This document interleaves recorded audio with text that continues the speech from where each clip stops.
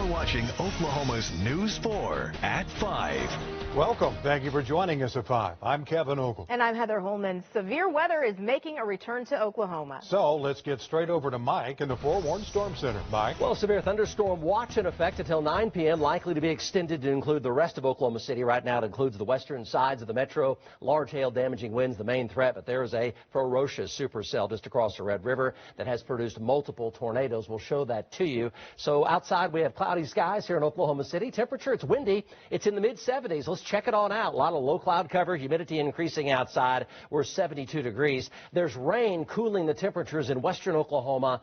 That is a good thing. Cooler temperatures kind of limits the upper end potential of severe weather. So the main threat here is large hail and damaging winds. Until 9 p.m. tonight, a severe thunderstorm watch in blue. There's that tornado warning just west of Wichita Falls. The severe thunderstorm watch, the western one half of Oklahoma, and it includes all of the western sides of the Oklahoma City metro as well. Here's the setup. One big supercell and thunderstorms now developing quickly in southwestern Oklahoma. Some of these are in less warm air, though, and that is good. We're still going to have some hail around. It's the storms that form on the leading edge of this up toward Oklahoma City that may have the larger hailstones. This is a ferocious supercell down here. Tornado warning just to the west of Wichita Falls, probably tracking up toward Burke Burnett and then across the Red River toward Waurika, perhaps even toward Duncan, Comanche and Duncan as we head toward 7:30. So this will likely affect south central Oklahoma. The rotation on it has been tremendous. It's produced one large wedge tornado and several other rain-wrapped tornadoes.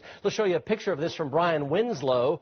And you're looking at it right there. It's just to his west. He is near Electra right now. He's in a tornado warning. So basically there's a giant mesocyclone here wrapped up with a lot of rain and a great big inflow cloud coming into the rotating supercell. You can see that wedge of moisture coming in right there. Everything's going up spinning, and it's a very large circulation. It appears to be reorganizing from what was a large tornado just about 10 to 15 minutes ago. It's basically heading right for him. He's under a tornado warning here, and this will gradually push up into Cotton County and Jefferson County and may push up into Stevens County. Okay, so this is heading up across the Red River here in about 45 minutes from right now. Back over to radar. That's the one big time storm. So here's Oklahoma City. This is light to moderate rain here. This is doing a good job at stabilizing the atmosphere some, so hopefully it'll take the energy away from some of these storms that are trying to form down by Lawton.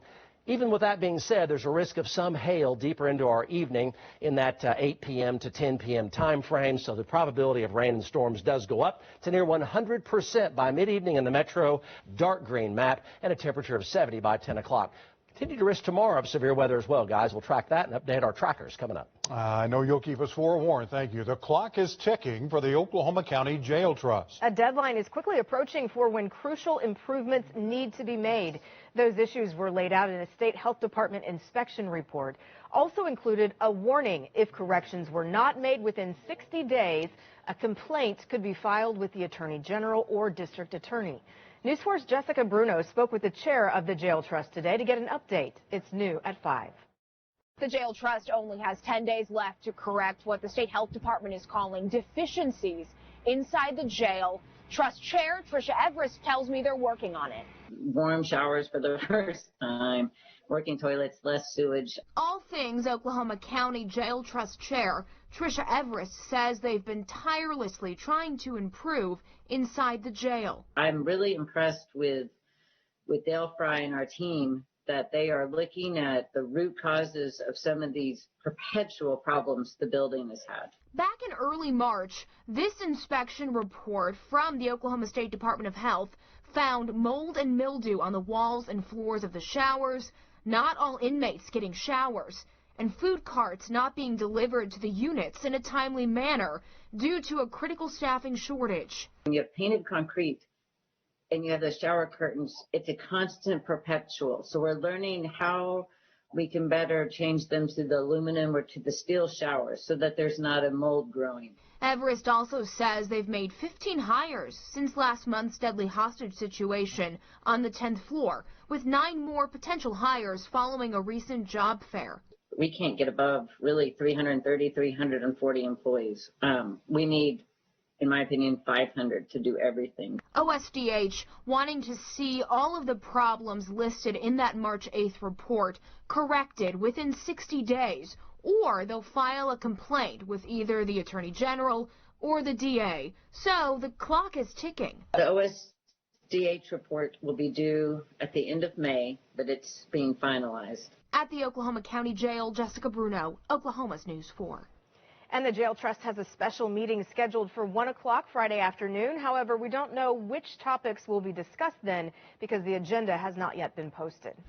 Chopper 4 over this scene. Firefighters rescuing a worker trapped underneath a dump truck. This was in northwest Oklahoma City near 164th and Rockwell just before the noon hour. Firefighters are telling us the man was working on the brakes when the truck just fell on him. The worker was awake and breathing as paramedics loaded him into an ambulance and rushed him to the hospital. We're still working to get an update on his condition right now. On Crime Watch, we're now seeing the moment Edmond police arrested a teenager accused of murder. Back up! Let me see your hands! Show me your hands. Let me see your hands! Go to your stomach now! Body cam video released today shows heavily armed officers making their way into the crime scene. This happened back in February at a duplex near 2nd and Bryant in Edmond. Officers immediately handcuffed the 16-year-old suspect who was still covered in blood. That teen is now charged with second-degree murder for the stabbing death of 48-year-old Eddie Beasley Jr. Investigators say there was an altercation prior to the stabbing. We've also learned police have cleared 39-year-old Crystal Nichols. Police say she was inside the duplex when Beasley died. However, the district attorney has decided she will not face any charges. Around the state, a renewed effort to find the remains of two missing girls. It's been more than 20 years since Laura Bible and Ashley Freeman vanished from the town of Welch in northeast Oklahoma. Today, search crews were in nearby Pitcher to look for possible remains. Laura was spending the night with Ashley the night they disappeared. Ashley's parents' bodies were found the next day in the family's burned-out trailer. Investigators believe Philip Welch, David Pennington, and Ronnie Busick killed Ashley's parents and then abducted the girls. Busick is the only one still alive. He pleaded guilty to an accessory to murder charge last July. Now to the latest COVID numbers for Oklahoma. State health leaders say there are more than 100 new cases and only one additional death has been added to the CDC's provisional death count. Fewer than 200 Oklahomans are still in the hospital tonight. And we've made a step forward in the return to normalcy. The CDC has released new guidance when it comes to face masks. Until now, the agency has recommended wearing masks outdoors regardless of vaccine status. But today, that changed. The CDC now says fully vaccinated individuals can gather outdoors in small groups without masks. However, masks are still recommended in stadiums or at concerts. President Biden echoed the new guidance at the White House today. While we still have a long way to go in this fight and a lot of work to do in May and June to get us to July 4th, we've made stunning progress because of all of you, the American people. So far, at least 215 million doses have been administered here in the United States. Well, the pandemic led to widespread layoffs across Oklahoma. But now it's a different story. Having trouble, especially in certain industries, hiring workers right now. Why some Oklahomans are hesitant about returning to work, plus the plan to help those looking for a job. And the forewarned storm team is tracking the risk of severe weather. Find out where the tornado and hail risks are the highest as we head into the evening. You're watching Oklahoma's News 4 at 5 with Kevin Ogle, Heather Holman, Mike Morgan, and Brian Brinkley. Oklahoma's News 4, looking out for you. Welcome back. 1 year ago, the pandemic put thousands of Oklahomans out of work, but now you can say the roles have been reversed. Right. Many businesses are having trouble finding workers, and experts say there are several reasons why. News 4's Emily Akins explains.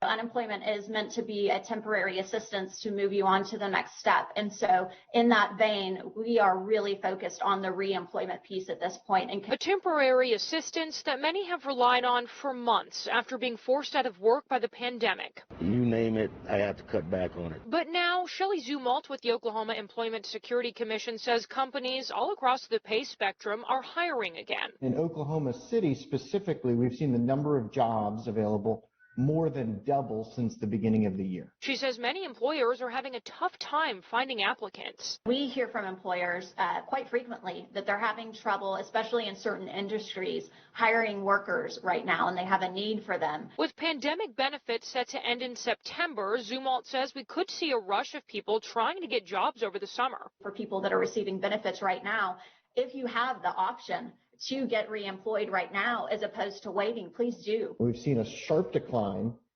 since the beginning of March in the number of workers looking for jobs. Matthew Stevenson is the CEO of Snag-a-Job, an hourly work online marketplace. He says there are a few reasons why so many are hesitant to return to work. First, people were able to renew unemployment benefits. Second, stimulus checks have helped. And third, ongoing health concerns. The reality is people likely have more at their disposal than they otherwise might, and so there's less of a need, frankly, for them to come back immediately into the labor market. He also says a few are hoping to get back to their pre-pandemic career. The good news for a worker, though, is we are starting to see the wages have materially increased. Emily Akins, Oklahoma's News 4. Emily, thank you. The OESC will hold job fairs throughout the month of May. For more information, head over to our website, KFOR.com. Well, our trackers are out there as storms move into Oklahoma. This right here is a live picture from storm tracker Brian Winslow, just west of Wichita Falls, Texas. Not exactly sure what we're seeing here, but Mike will tell us his latest timeline next. Forewarn weather with Mike Morgan. Well, we have a big supercell down by Wichita Falls right now, but so far so good here in Oklahoma, although that storm is coming up across the Red River in about 30 to 35 minutes from right now. Our storm trackers are out from the West Metro, southwestern, south central Oklahoma into northwestern Texas. We're going to get a lot of rain, showers and thunderstorms coming in. Let's break it down for you. Right now, cloudy skies in Oklahoma City. Our temperature is only 73 degrees, and that's good. We're not near 80 right now. There is a difference. Winds are southerly at 10 miles per hour. We're in the low 70s, a few mid-70s, mostly low 70s right now in the metro. That is good. The cooler, the better when it comes to severe weather. And western Oklahoma also is mostly only in the low 70s. There is a little bit warmer air down near Ardmore trying to work its way northward, and it will this evening. But these temperatures are just a little on the cool side to get the higher end severe weather. The real hot air, the warm air, is down here just across the Red River. There's a supercell down there producing big hail and multiple tornadoes, including a large wedge tornado a short while ago.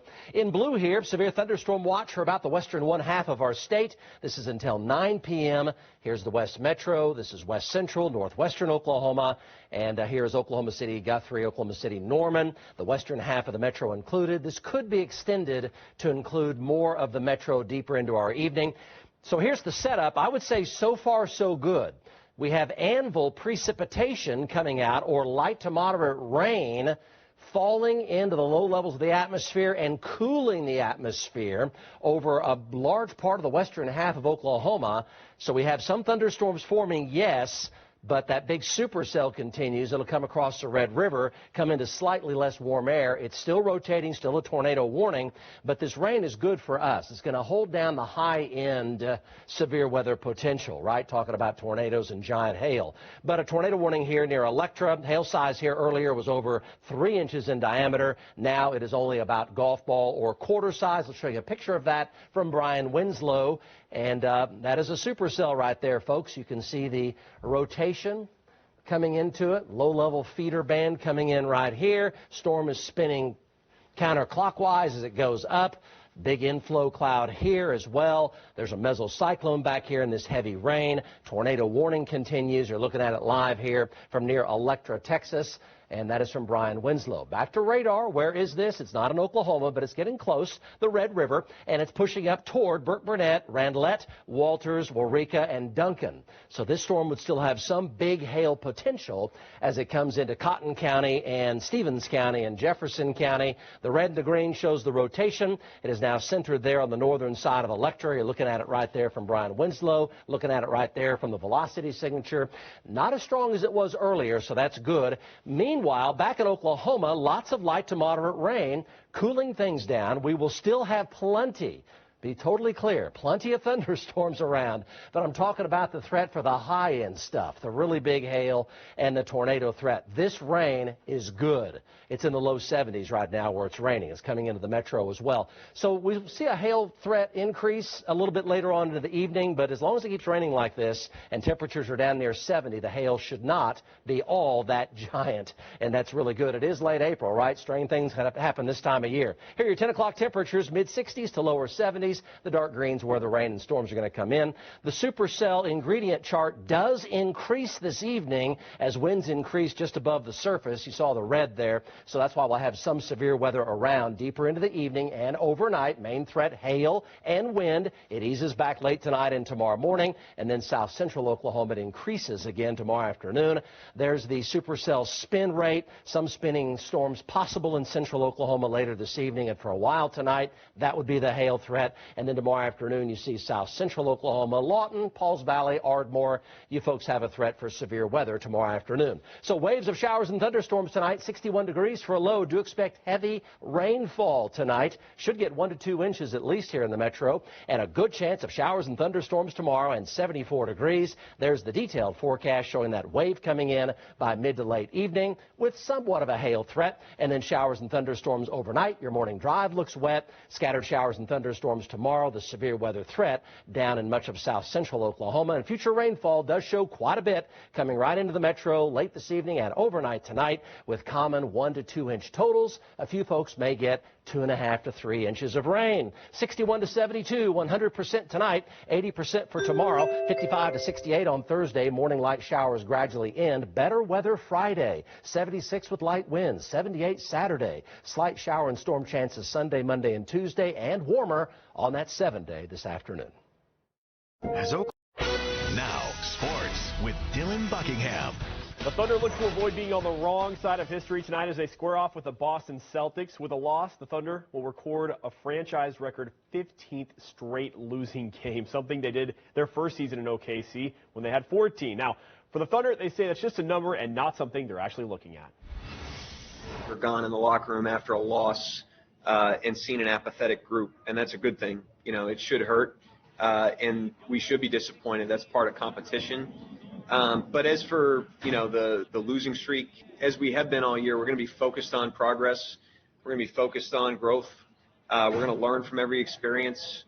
If we had won 14 in a row, we'd be saying the same things. We said the same things at the beginning of the year when we were winning some games.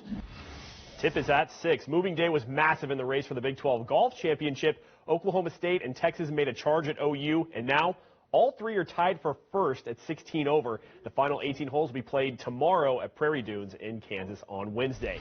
Got some softball doubleheader action going on today. Oklahoma taking on Baylor. Picked this up in the third. The Sooners actually trailing 1-0 with Baylor threatening, but Tiare Jennings, known for her bat, also has an arm. Kinsey Hansen with the tag right there for the out. Now in the fourth, though, bases loaded for Nicole Mendez. That one is gone. The Sooners are very, very good. If you haven't heard, they're the #1 team in the country. That is why. Current score, 5-1. Much more on this coming up tonight at 6. We're back with more right after this. Rain and hail for parts of the state tonight. Mike's going to have your latest forecast in 30 minutes. We'll keep you updated, too, through Nightly News, which is headed your way next.